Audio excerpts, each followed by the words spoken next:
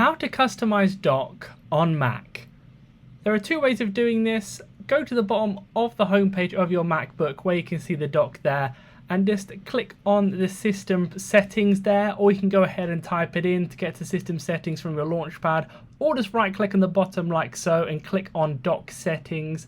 That will bring up this menu here. You can go directly to desktop and dock in this place if you want to, or you can go ahead and right click and click on dock settings. But once you're in here, you can see all the settings here. We can go ahead and change the size, magnification, and a bunch of other settings, as you can see right here. So all you have to do is either click on the drop downs, click on whichever one you want to, or click off or on the little blue sections there. So if you want them on, you want to have them blue. If you want them off, you want to have them to black. So go ahead and click on them there. All of the settings are within here depending on what you want. So if this did help you out, do leave a like on the video and subscribe for more helpful videos just like this one.